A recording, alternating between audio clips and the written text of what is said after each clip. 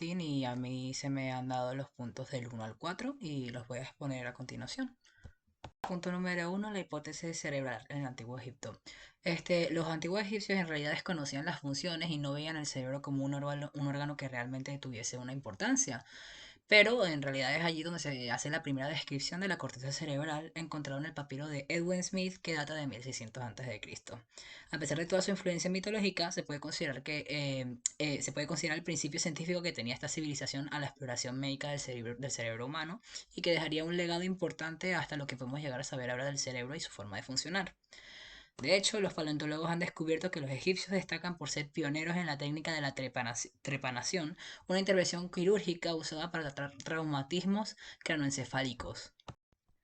2. El cerebro, un órgano sin importancia. A pesar del interés pionero de esta civilización hacia el cerebro, realmente desconocían su verdadero propósito, como hemos dicho antes.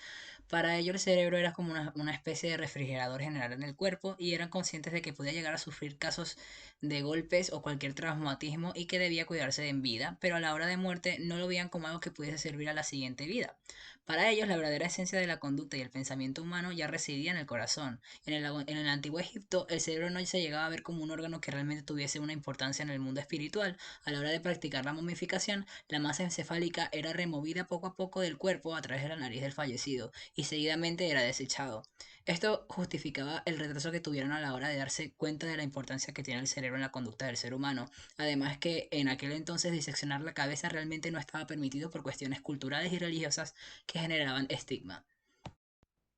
Número 3, el primer registro de observación de la relación cerebro-conducta, que va a ser el papiro quirúrgico de Edwin Smith, del que hemos hablado antes, y es considerado el primer documento neurocientífico que hayamos encontrado en la historia. Su autor se cree que fue Imhotep, un famoso sacerdote egipcio cuyas capacidades médicas puso al servicio del faraón. El papiro se llevó a describir anomalías encefálicas de hasta 13 pacientes distintos debido a traumas físicos y explicaron detalladamente sus síntomas. De esta forma, los egipcios comienzan a asociar el cerebro y sus lesiones y el cambio en el comportamiento o sentidos de aquellos pacientes. Por ejemplo, trastorno del lenguaje, trastornos motores o sensoriales, alteraciones en los hemisferios del cuerpo, entre otros que, debido a su conocimiento tan escaso y reciente de lo que podía hacer o ser el cerebro, los tratamientos no eran los óptimos y terminaban llevándolo todo a la oración y al misticismo. Punto número 4, Grecia, la discrepancia entre el enfoque racionalista y empírico que tenían Aristóteles e Hipócrates. En la antigua Grecia se hacían las trepanaciones con fines médicos para el tratamiento de convulsiones, principalmente de origen traumático. Hipócrates escribió el tratado sobre heridas en la cabeza y de ahí proponía una clasificación de las fracturas craneales e indicaba en cuáles podría estar indicada la trepanación. En esa época, en la Grecia helénica, también se debatía sobre qué órgano, si el cerebro o el corazón, albergaba el pensamiento. El médico griego Aclemión de Crotona es el primero en defender que el cerebro es el origen del pensamiento y de las sensaciones. Un siglo después, Aristóteles sigue sosteniendo que el cerebro sirve para enfriar la sangre sobrecalentada por el corazón, que es de donde se aloja el intelecto. Hola, buenas tardes. Mi nombre es Juliana Tajedine y yo les voy a hablar un poco de la hipótesis ventricular de Galeno. Galeno fue un médico y filósofo griego que utilizó importantes contribuciones a la anatomía y filosofía del cerebro. Según la teoría ventricles cerebrales de Galeno, el cerebro estaba dividido en 3 ventrículos, donde cada uno se asociaba a diferentes funciones mentales. Esta teoría fue muy importante en el Renacimiento, ya que varios médicos la utilizaban, como por ejemplo Andrés Vesalio.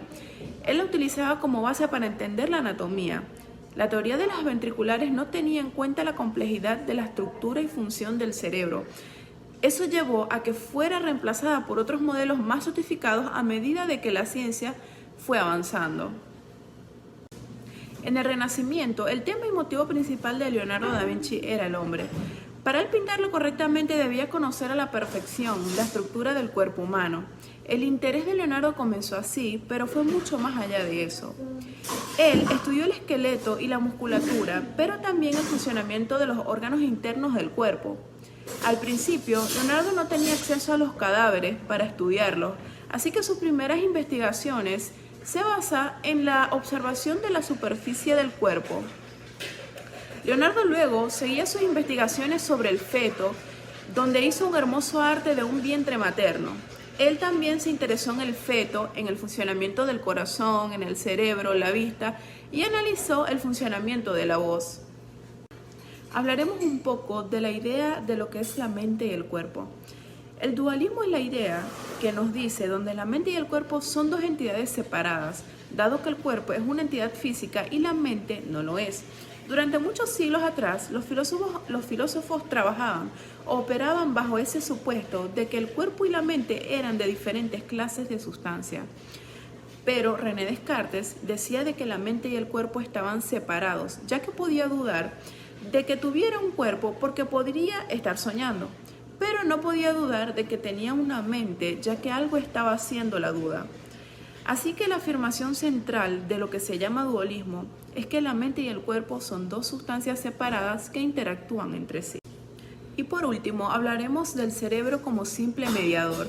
Esta perspectiva es consciente con la filosofía de Descartes, quien decía que la mente y el cuerpo eran sustancias distintas y que el cerebro era un órgano por el cual la mente interactuaba con el cuerpo. Sin embargo, esta perspectiva era criticada por varios filósofos y científicos porque decía que era una idea problemática. ¿Por qué? Porque es difícil de entender cómo dos entidades tan diferentes pueden interactuar entre sí. Además, estudios han demostrado que lesiones en ciertas partes del cerebro pueden afectar la memoria, el lenguaje y otras capacidades mentales. Hola, mi nombre es Egleidis Torres y le voy a hablar acerca del siglo XIX, inicio de la neurociencia moderna, el siglo XX, enfoque psicométrico y genoma humano, y el siglo XXI, descubriendo el cerebro. En el siglo XIX, el médico austriaco Franz Joseph Gall planteó un problema fundamental en la historia de la neurociencia, que fue la localización de funciones en el cerebro. Él propuso que las funciones de la mente tienen una base biológica en el cerebro, ya que él creía que el cerebro no es solamente un órgano, sino que consiste en al menos 35 centros y que cada uno de los cuales se relaciona con una función mental. Las personas con afasia de Broca tienen dañada la parte frontal del lado izquierdo que domina el lenguaje. Aquellas personas con afasia de Wernicke tienen dañada la parte lateral de la parte del cerebro que domina el lenguaje y se conoce como afasia fluida o receptiva. Le Borgne, un paciente apodado Tantan, debido a que esta era la única sílaba que podía emitir, a su muerte el 17 de abril de 1861, el doctor Broca realizó la autopsia y pudo observar una malformación en el lóbulo frontal izquierdo, concluyendo que esta debía ser el área encargada de la producción del habla. Siglo XIX, inicio de la neurociencia. Este enfoque se basa en las ideas del psicólogo ruso Lev Vygotsky. El enfoque psicométrico es mejor conocido como aquel que intenta medir la inteligencia de una persona para lo cual lo necesita según el uso de las pruebas de su inteligencia. Donde mayor sea el puntaje, mayor es la prueba, o sea, mayor es la inteligencia de la persona. Genoma humano. Fue anunciado el 1 de octubre de 1990 en Estados Unidos.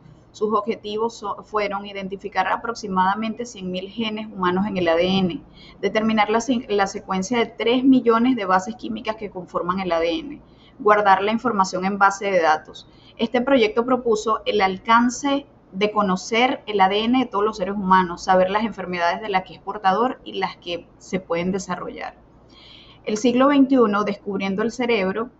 Aquí no hay duda de que el siglo XXI es el área del cerebro, o del estudio del cerebro. Muchos avances han surgido como la investigación, por ejemplo, la genética, la biología molecular y las imágenes diagnosticadas están transformando la manera como entendemos el funcionamiento de nuestro cerebro.